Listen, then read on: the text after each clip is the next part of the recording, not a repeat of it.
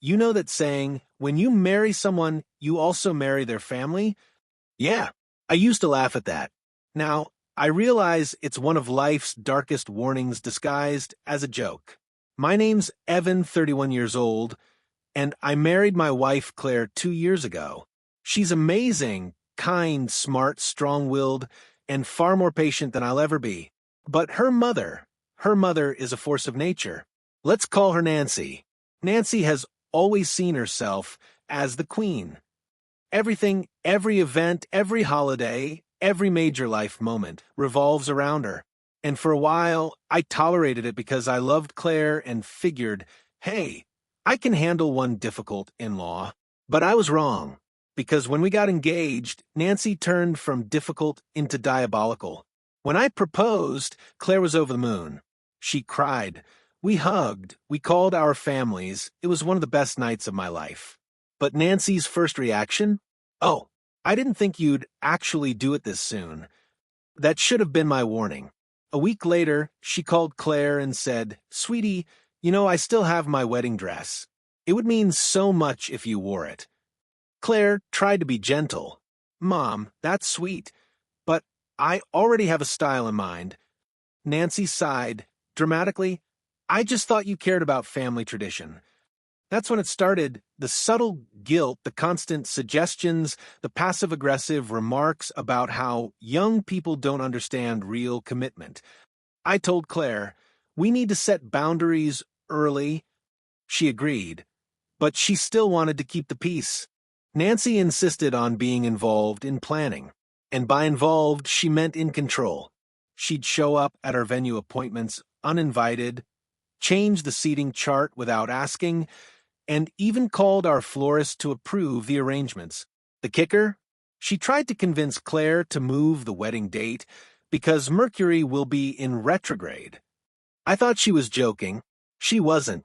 Every time I pushed back, she'd call Claire crying. I just want to help. Evan hates me. She even told Claire's relatives that I was trying to erase her from her daughter's life. That one stung, because I never raised my voice, never insulted her. I just wanted her to respect boundaries. 3 months before the wedding, Claire went dress shopping. She invited Nancy, thinking it'd help calm her down. Big mistake. They found the dress simple, elegant, perfect for Claire. She texted me later that night. Found the one. You're going to cry. What she didn't know was that Nancy secretly called the bridal shop afterward and canceled the order. Yep, you read that right. She told the shop manager that Claire had changed her mind and would be wearing a family heirloom instead. We only found out when Claire went to make a fitting appointment, and they told her the order was voided. I've never seen my wife cry that hard. When she confronted Nancy, her mom's excuse was, "You're being dramatic. You'll thank me later when you realize my dress is more meaningful." That was the moment Claire snapped. She told her mom, "If you ever pull something like that again, you won't be invited to the wedding." Nancy stormed out, screaming about how I'd poisoned her daughter. Fast forward to the week of the wedding. Nancy had gone radio silent for 2 weeks, and honestly, we were fine with that. Then, 3 days before the big day, she showed up at our rehearsal dinner unannounced, wearing a white sequin gown. Everyone went quiet when she walked in. She looked like she was about to walk down the aisle herself. Claire froze, then said, "Mom, that's not appropriate." Nancy smiled sweetly. "Oh, honey, it's off-white. You're being silly." I had to walk outside to cool off. The next morning, she started telling guests that our caterer had messed up and the reception might have to be scaled down. Total lie. She just wanted to stir chaos. So I made a decision. I called her sister, Claire's aunt, the one person Nancy actually listened to, and filled her in on everything.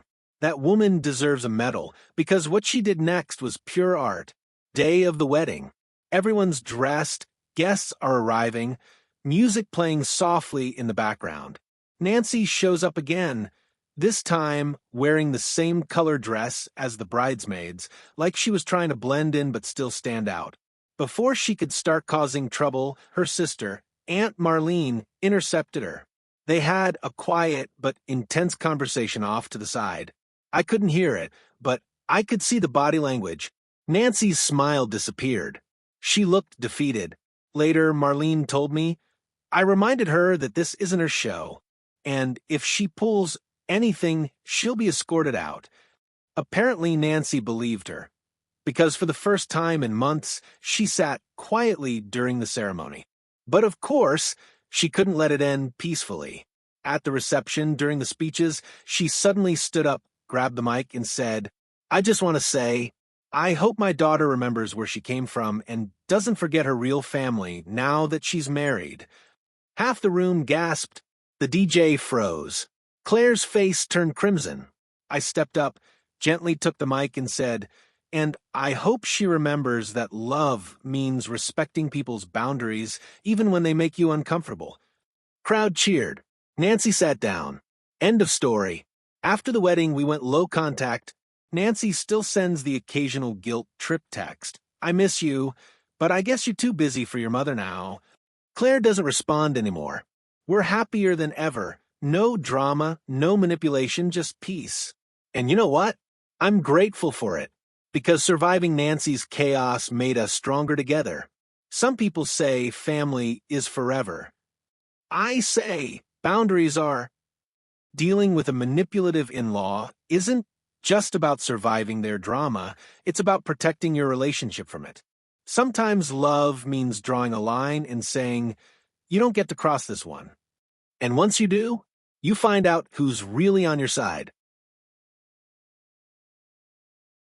I used to think that the term monster-in-law was exaggerated until I married into a family where one woman truly believed she could run everyone's lives. My name is Samantha, I'm 29, and I've been married to my husband Daniel for 4 years. Daniel is kind, loyal, and honest, the kind of man who would give you the last slice of pizza without thinking twice. But his mother, Patricia, is something else. From the moment I met her, I knew she wasn't going to be easy. She had this way of looking at me, a polite smile that didn't quite reach her eyes, as if she was already sizing me up and finding me lacking. The first time we met, she said, "Oh, you're Samantha. You're much prettier in person." Daniel's last girlfriend looked older, but she was very responsible. I laughed it off at the time, thinking she just had an awkward sense of humor. But I quickly realized Patricia's words were never accidental. Every compliment came with an insult hidden inside it, like a beautifully wrapped gift filled with poison. At first, I tried to be the perfect daughter-in-law. I baked her favorite banana bread, helped her set the table on holidays, called her once a week just to check in. I wanted her to like me. And for a while, she pretended to. But after Daniel and I got engaged, the mask came off. She called him one night when I wasn't home and said, "Honey, are you sure you're ready for this?" Samantha seems sweet, but marriage is a big commitment. She's not taking advantage of your kindness, is she? He told me later, and I remember feeling sick, not because I thought he'd believe her, but because I realized she would never stop testing me. From then on, Patricia made herself part of every major decision. When we were house hunting, she insisted on coming along to help. She criticized every place we looked at. "This one's too small. You'll never raise a family here. This one's too far from me. What if you need help with the kids someday?" We didn't even have kids yet. Finally, she said, Daniel could just move back home.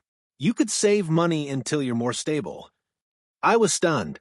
We were both 27, both working full-time, both capable adults. But in her mind, Daniel would always be her little boy. When it came time to plan the wedding, Patricia saw her opening to take control. She offered to help organize things, which really meant make every decision herself. She said things like, "Oh, you don't want to wear white, do you? That's not really your color. I already told the florist to use lilies. They're more traditional than those peonies you wanted. And don't worry about the guest list. I added some family friends you forgot." I hadn't forgotten them. I'd never even met them. When I tried to set boundaries, she'd clutch her chest and sigh. I just want everything to be perfect for you, dear. Why are you fighting me on everything? At one point, she tried to convince Daniel that we should postpone the wedding because Mercury was in retrograde, apparently bad luck for marriages. He laughed it off, but I didn't find it funny. Because I could see the pattern. Every time we made a decision, Patricia had to find a way to make it hers. And when she couldn't control me directly, she'd go through Daniel. One night, I overheard Daniel on the phone with her. He was being calm, but she was clearly upset. I caught bits and pieces. No, Mom, she didn't mean it that way. Because it's our decision, that's why. You can't just show up here, unannounced. I waited until he hung up, and then I asked, what was that about? He sighed. She's upset. We didn't invite her to the cake tasting. I blinked. She lives 3 hours away. I know, he said, but she feels excluded. That's when it hit me. Patricia wasn't just overbearing, she was strategic. She wanted to create friction between us by making me seem like the bad guy. So I did something I shouldn't have. I told Daniel, maybe you should go stay with her for a weekend. Just the two of you. Reconnect a little. He looked surprised but agreed. I thought giving her attention might calm her down. Big mistake. When Daniel came back from that weekend, something was off. He was quieter, more distant. Finally, I asked, did something happen? He hesitated before saying, Mom thinks you don't like her. She said you've been keeping me away from her. I felt my stomach twist. Daniel, that's not true. I've tried so hard with her. I know, he said, but maybe we can invite her to stay with us for a few days.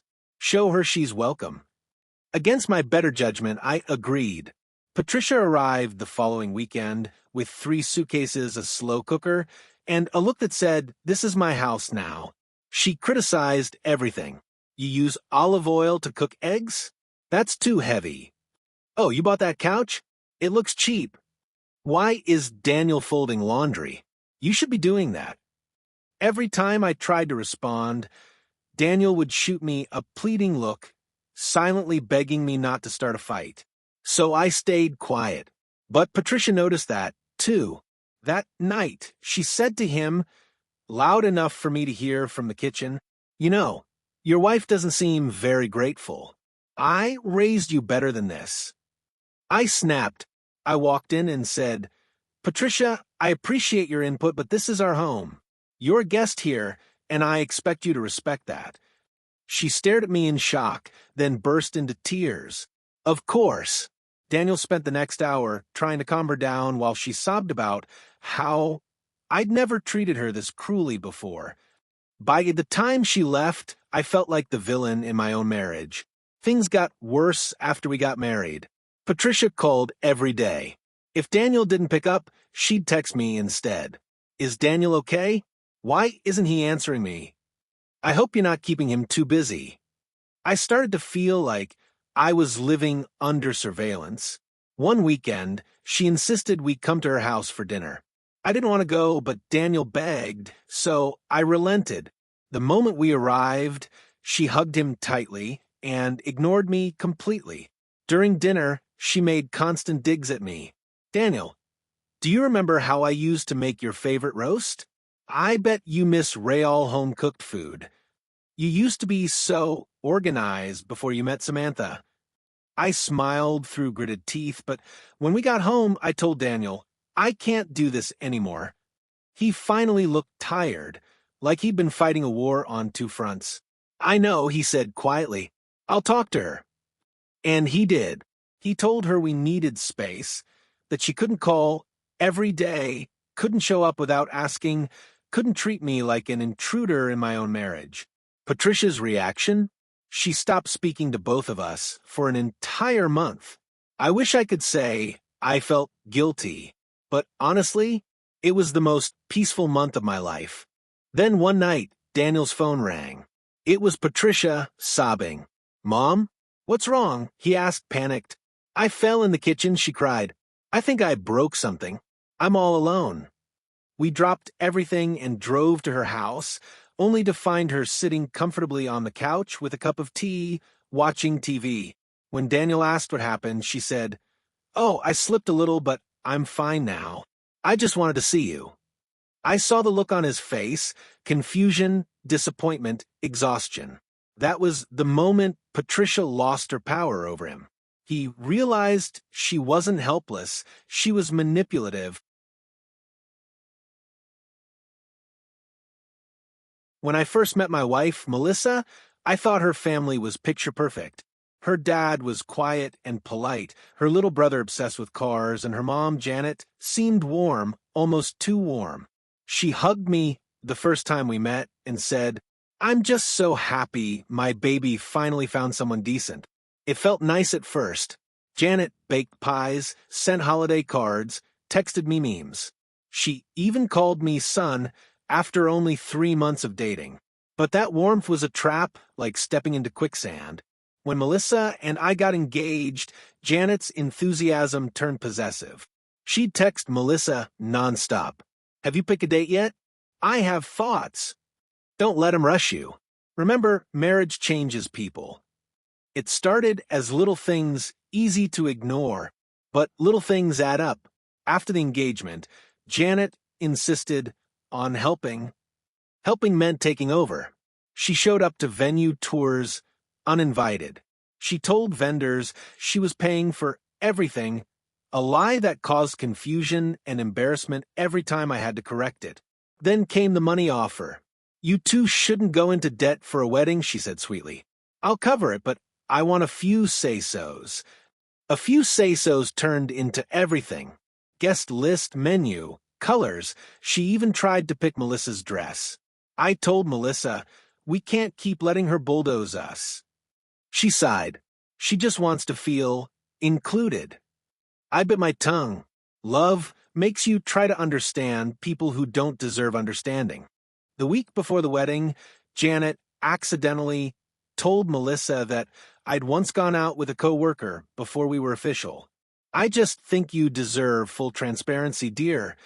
It wasn't a secret I'd told Melissa months earlier, but hearing it from her mom made it sound sinister. We fought that night. Not a screaming match, just distance. That's when I realized Janet wanted us divided. Divide and control, that was her method. On our wedding morning, Melissa's makeup artist called me in a panic. "Your mother-in-law told me to redo the bride's look. Said the first one was too dramatic." I rushed in, and there was Janet, holding a lipstick like she owned the place. I said quietly, "Janet, please step out. Let them finish." She looked at me, calm but cold. "I just want her to look respectable." That word, respectable, was her favorite weapon. When we finally walked down the aisle, I thought, okay, once this day ends, we can have peace. I was wrong again. Our honeymoon was supposed to be 2 weeks in Greece. Dream trip. Halfway through the first night, Melissa's phone buzzed. Mom flashing on the screen. Melissa ignored it. Then another call. Then another. I finally said, "Answer it. Maybe it's an emergency." Melissa answered and went pale. Janet was sobbing. "Your father's in the hospital. You need to come home." We packed immediately, terrified. Booked the next flight. When we got there, her dad was sitting comfortably in the living room, perfectly healthy, reading a newspaper. Melissa's face fell. "Mom, what is this?" Janet smiled. "Oh, he was dizzy earlier. I just didn't want you to worry overseas." That was the first time I saw real anger in Melissa's eyes toward her mother. Over the next year, Janet's interference became relentless. She'd call Melissa every morning before work. "Did Evan take out the trash?" "You're not cooking enough. Men need proper meals." Then she'd call me. "You know, Melissa's always been sensitive. You have to handle her gently." It was like living with a third person who wasn't physically there. Once, we came home to find her inside our house. She'd copied the spare key for emergencies. I said, "Janet, you can't just walk in." She blinked innocently. "I was cleaning the fridge. You should thank me." Melissa backed me up, but Janet turned on the tears again. I guess I'm not welcome in my own daughter's home.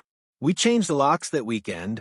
When Melissa got pregnant, I hoped motherhood would help her stand her ground. For a while it did. But Janet saw the baby as her do-over child. She started showing up with baby gear we hadn't asked for, crib, stroller, toys, all top of the line. Every gift came with a condition. I'll buy this, but you'll name her after me, right? She wanted our daughter named Janet Jr. When we refused, she stopped speaking to us for 2 weeks, then returned with forgiveness. At that point, Melissa finally said what I'd been thinking for years. Mom, you're not running my family. If you can't respect us, you won't be part of our lives. Janet gasped like she'd been stabbed. You're choosing him over me? Melissa said, I'm choosing peace.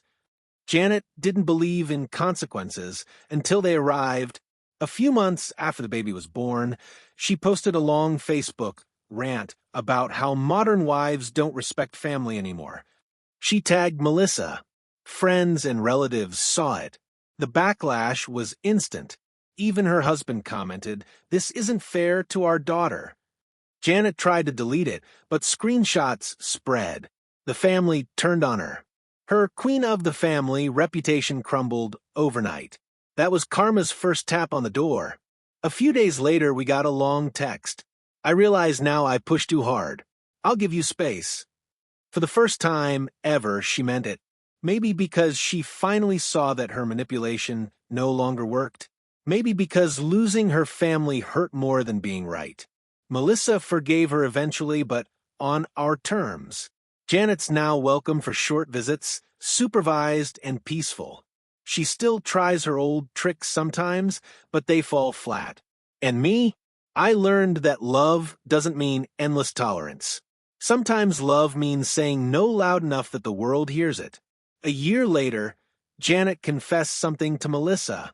I thought I was protecting you, but I was just scared of being alone. That's the thing about control. It's usually just fear wearing nice perfume. She lost control and found loneliness, and only then understood what she'd done. Now, she brings over cookies, stays an hour, and leaves with a hug. Not perfect, but peace rarely is. And when she walks out the door, I hold my wife, look at our daughter, and think, boundaries aren't walls, they're the doors that keep love healthy.